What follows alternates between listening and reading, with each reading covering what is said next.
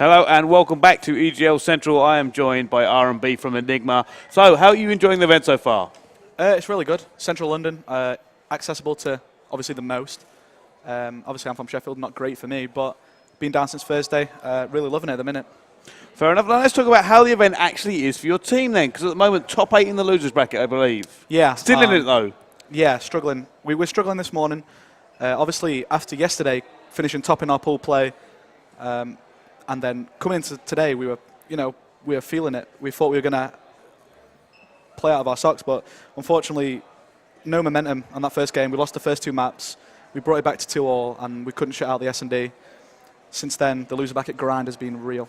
Ah, fair enough. Now, TCM are in the losers bracket with you. Do you think you can go the entire way? Is that something that you are actually looking forward to, or are you just hoping to maybe get top 4, top 6, and call it a day?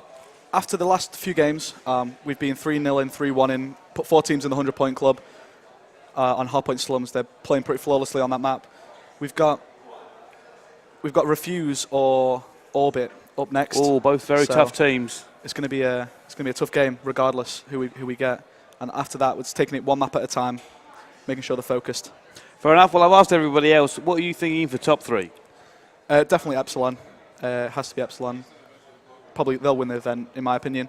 Infused and TCM if they can get through the loser bracket. In that order? TCM, yeah, definitely. Fair enough. So it does look like we're going to see Epsilon and Infused actually come up together against each other in just a little while.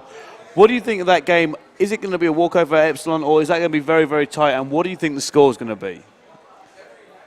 Epsilon are playing incredible. I think if Infused can take maybe the first map, then it could be 3-2. But if not, I think Epsilon are going to win 3-0, 3-1. Fair enough. Now, you've been around for a little while, kind of a veteran of these events. I'd like you to tell people at home why you should come to LAN.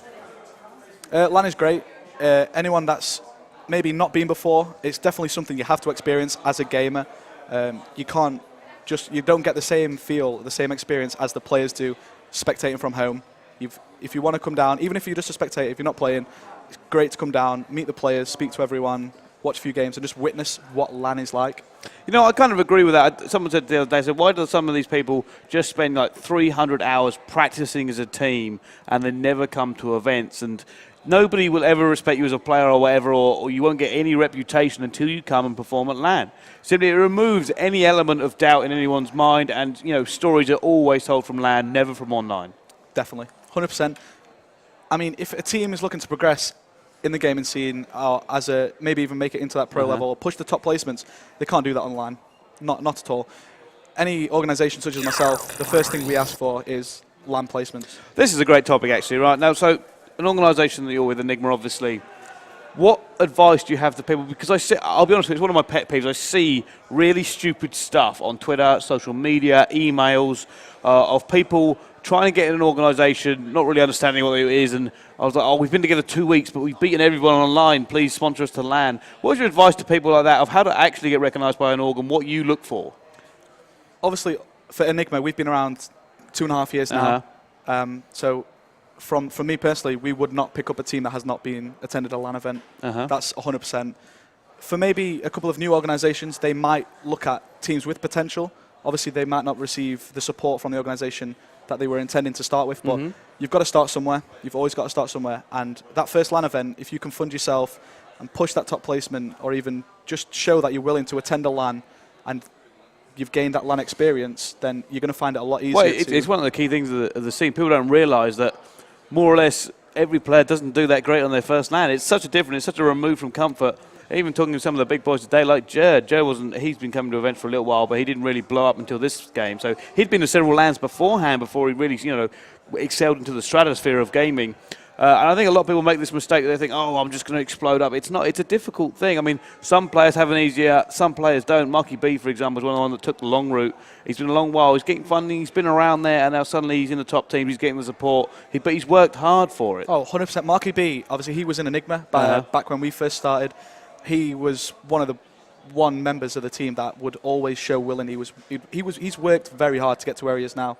And to be honest, he should be a model to most for young gamers that are looking to progress, because he has put the time in, and now that's why he's where he is now. Yeah, there is no quick route to the top, unfortunately. But I suggest exactly like you. Just come to an event, right? I came to events. I didn't do great. I ain't gonna lie. I didn't take it seriously. I just kind of liked the scene and come to an event. But ever since the first event, even if I wasn't doing what I do now, I would still be attending because there is nothing like a LAN event. There is nothing like a big gaming event for the stories, the social. People forget how social these events are. Everybody hangs out afterwards. It's a great place to meet people. I've made a lot of friends through these events as well. And I couldn't recommend it more.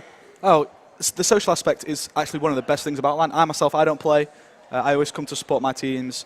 And then obviously you meet everyone. I've known people in the gaming scene a lot longer than I have maybe my uni people I've met in uni. So you build friendships, obviously online and offline. But online, you don't really have that bond from when you've met at a LAN event and experienced a LAN event together. Yeah, I couldn't agree with you more there. Thank you very much for coming on and joining us on EGL Central.